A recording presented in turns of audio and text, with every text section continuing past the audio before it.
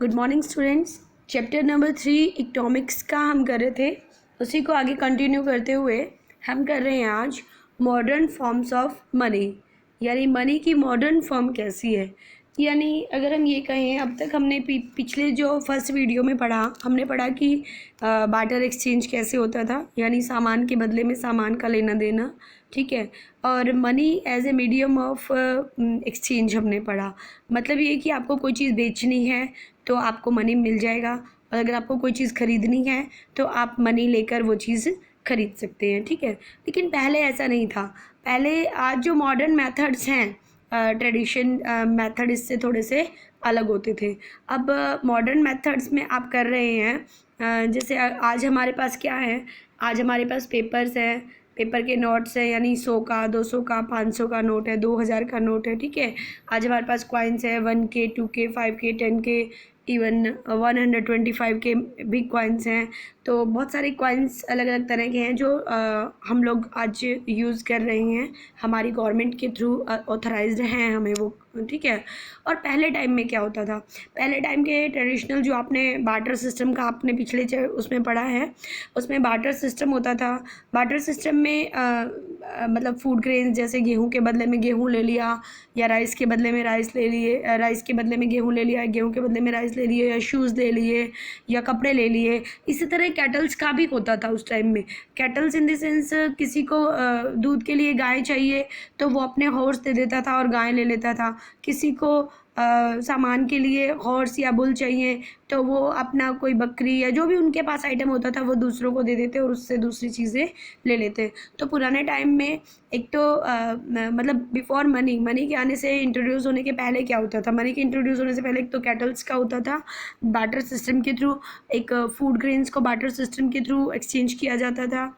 और एक और चले थे जो आप ये मान लो कि कैटल्स वगैरह के बाद जो चीज़ यूज़ हुई थी हमारे एंसेंट टाइम पीरियड में, किंग्स वगैरह जो होते थे, जैसे तुगलक होते थे, गुप्ताज होते थे, ये जो डायनेस्टी आई थी, इन्होंने मेटलिक कॉइन्स का भी जो है चलन किया था। मेटलिक कॉइन्स के बारे में अगर पॉपुलर आपने 7th 8th में आपने पढ़ा होगा, मोहम्मद बिन तुगलक का नाम। उन्होंने ऐसे मेटल के कॉइन बनाए थे जो जिनको जब मेल्ट कर देते थे ना उन कॉइन्स को, तो उनकी वैल्यू जो कॉइन था उससे ज़्यादा पड़ती थी। जैसे अगर हमें पीछे हमारे यहाँ भी थोड़ी सी प्रॉब्लम हुई थी कि जो 5 का सिक्का बनाया था अपनी गवर्नमेंट ने, और जब उस 5 के सिक्के को मेल्ट करते थे, तो जब उसको मेल्ट कर दिया जाता और उसमें से जो भी मटेरियल निकलता, जो भी मेटल निकलता, उसको जब मार्केट वैल्यू में बेचते तो वो 7 रुपीज़ की बिकती। इसीलिए लोगों ने 5 रुपीज़ के कॉइन को मेल्ट करना शुरू कर दिया और मेल्ट करके उसको बाज़ार में बेचने लगे। तो वो जो मेटल होता था वो 7 रुपीज़ में बिकता। लोगों ने ऐसा किया भी था। फिर वो 5 का सिक्का बीच में चेंज करके दूसरा सिक्का डाला इन्होंने, ठीक है। तो इसीलिए पहले टाइम में कॉइन जो होते थे वो मेटल के होते थे, और मेटल भी कैसा होता था, प्रीशियस होता था। गोल्ड होते थे, सिल्वर होते थे, कॉपर होते थे। लेकिन अब अपने यहाँ क्यों मनी को यूज़ किया गया, देखो ये मैंने ट्रेडिशनल मेथड बताए हैं, उसमें कुछ भी होता था कि अपने आप में गोल्ड की बहुत महंगी कीमत होती है, ठीक है, सिल्वर महंगा होता है। लेकिन आज जो हम सिक्के बना रहे हैं वो कुछ ऐसे मेटल के बने हुए हैं जिनकी अपनी जो वैल्यू है ना वो बहुत कम है, अपनी वैल्यू बिल्कुल ना के बराबर है। इसीलिए उसे लोग उसका मिसयूज़ नहीं करते एक तरह से, ठीक है। अच्छा, ऐसा भी नहीं है कि एक नोट हमारे पास है या एक कागज़ का टुकड़ा हमारे पास है, हमने उसको वैसे प्रिंट कर दिया, वैसी ही शेप दे दी जैसी 2000 के या 2000 के या 500 के नोट्स की है, और हम उसे चला देते हैं कि मार्केट में चल जाए।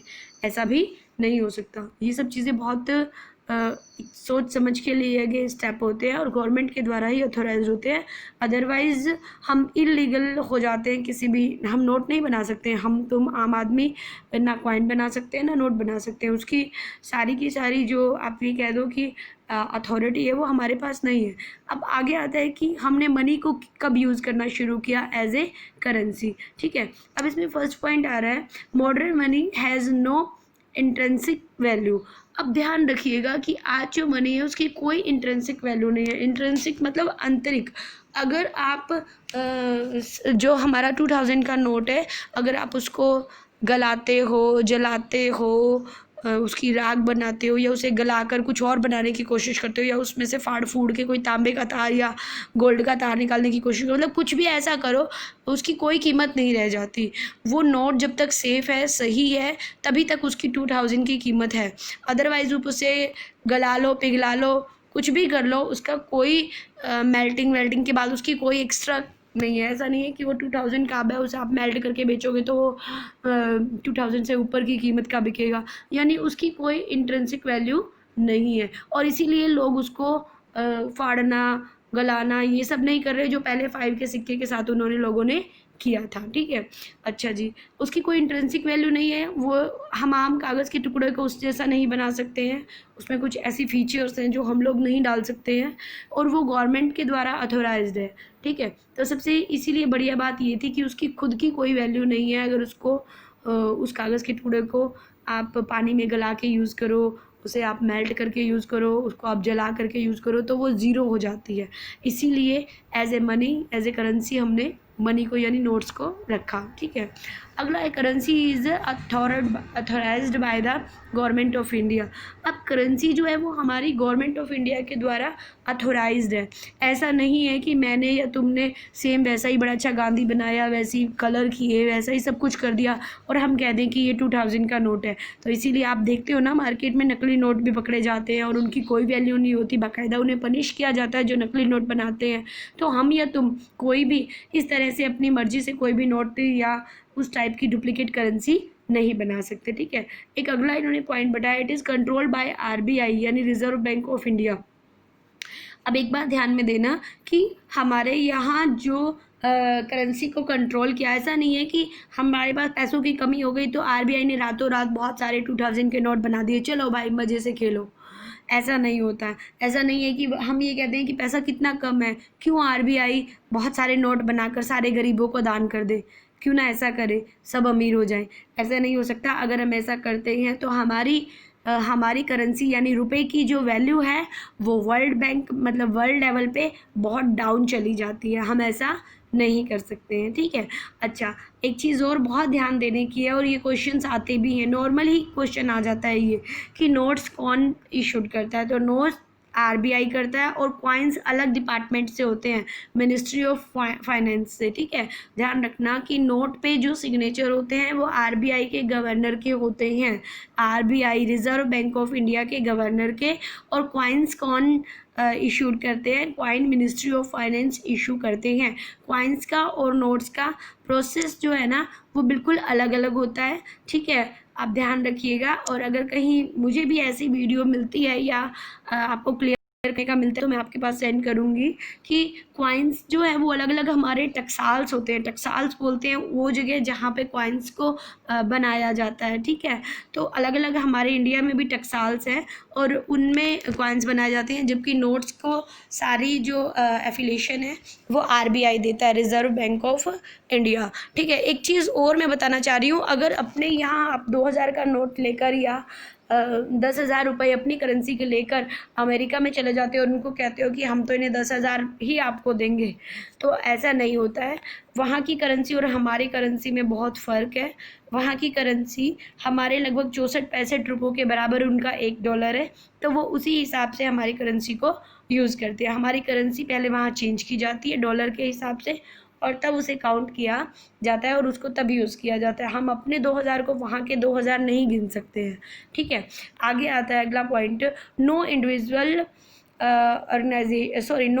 और organisation is allowed to issue currency. ये बात मैं आपको बता चुकी हूँ कि कोई भी, मैं, तुम या कोई भी ऑर्गेनाइजेशन आरबीआई से अलावा अपनी करेंसी इशू नहीं कर सकती। अगर हम कहें कि पहले ज़माने में जो राजा महाराजा होते थे वो अपने कॉइन्स जो थे वो इशू कर देते थे, तो आज के टाइम में ऐसा नहीं है। आज मोदी जी अपनी मर्ज़ी से कोई 1 रुपया भी अपनी मर्ज़ी से नहीं बना सकते। वो आरबीआई की या हमारी जो मिनिस्ट्री ऑफ फाइनेंस है उसकी कंडीशन पे ही कुछ नई चीज़ शुरू की जाती है और छापे जाते हैं। हर रोज़ के बहुत सारे नोट नहीं छापे जाते हैं, वो देखा जाता है कि कितने नोट ख़राब हुए हैं, कितना हमारे को ज़रूरत है, उस हिसाब से छापे जाते हैं। अदरवाइज़ बहुत सारे नोट छाप कर सारे गरीबों को बांट दें तो क्या हमारी गरीबी कम हो जाएगी?